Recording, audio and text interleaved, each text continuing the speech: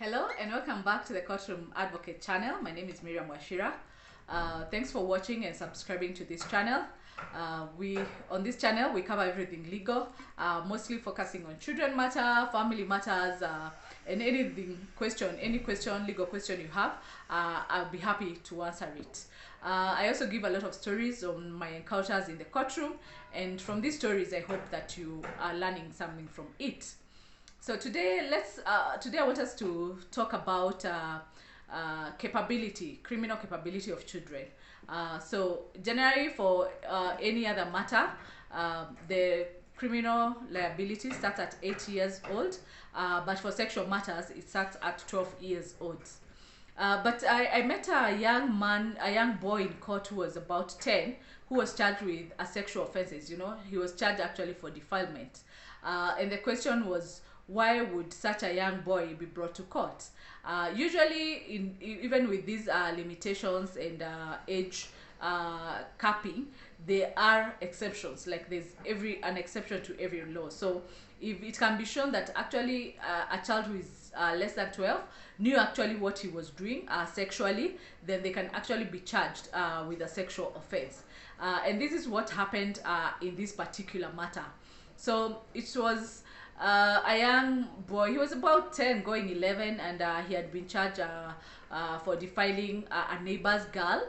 So when the matter came to court, the question was why this young boy, and also the alleged victim was almost his age mate. So they were more playmates, the way kids play together, all the games we play, chama macha baba and all that.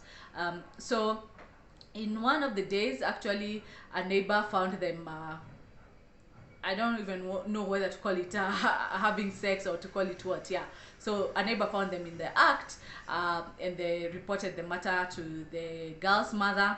And what the girl's mother did is that she reported the matter to the police station that actually her child has been defiled. So the police came in and arrested this young boy and brought him to court.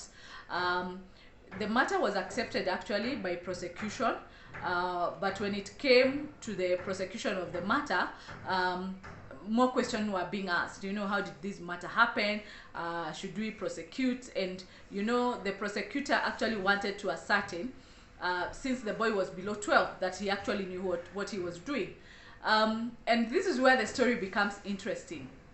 So the boy says, yes, we did, as we were having sex, but actually it is a girl who came up with the idea.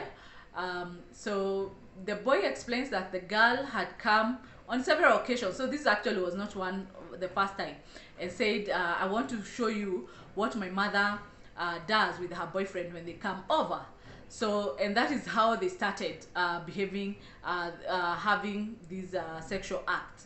So at first it's shocking because it's the mother of the girl who reported the matter to the police. And so the next thing is that the prosecution summoned the alleged victim, the girl, to just give her part of the story and to explain. And yes, initially, of course, I think because of the pressure of the mother, the statement she had given to the police is that actually she was being defiled and all that. But when she was called upon by the prosecution, she did actually admit that this is a game they played with the boy. It was more of a game, and she had actually observed the mother in the act with the boyfriend.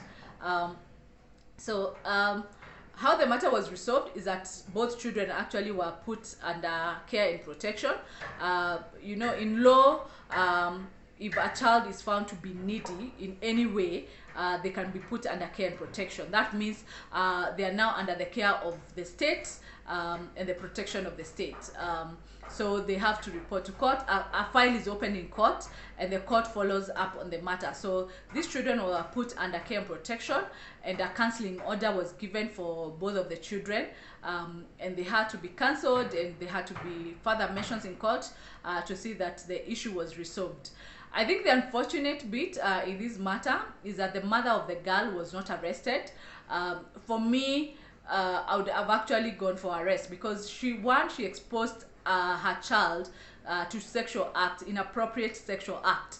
And we can see the results of this, why we need to protect our children, because they will go practicing and doing things thinking it's a usual thing, you know, and in the end putting others into trouble. So in this case, it's this young boy who was arrested, you know, and being in a police cell is traumatizing for any child, you know. And this is why we are having so many children who are having, not even children, so many adults being sexually dysfunction. You know, the trauma of this boy thinking I ended up in a police cell, in custody for this matter. You know, it will require a lot of counseling, that actually what you are doing is normal. It's just that you're doing it at the wrong time and with the wrong person, which makes it a crime.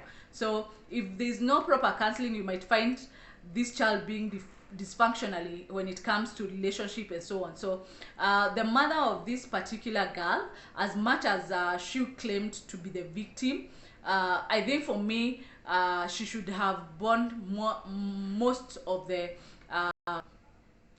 burden, you know, ensuring that actually she had the proper setting for her children. You know, part of the being a child in need of care and protection, the children officers are involved. So the children's officers were to visit this home to see the living conditions and to advise the parents on how to parent their children. So the bottom line is that yes, children sexual liability starts at 12 years, but if you can show that they can actually they actually know what they were doing, then they can be arrested even when they are below 12. But also as parents, what are we exposing our children to, and the risk that we are bringing to them, so that they end up being in conflict with the law. So watch out for your children, watch out for what they are watching, what you know, who else they are relating to, because the other children also teach each other, you know. Dig to know, you know, what game did you learn from so and so, why do you love her, what is her home conditions like, what stories does she give you or does he give you about how they live at home, because that will have an influence on your child, and it could be positive, it could be negative. So it's your choice on how you guide your child so that they are not affected. Thanks for watching. Look out for the next video.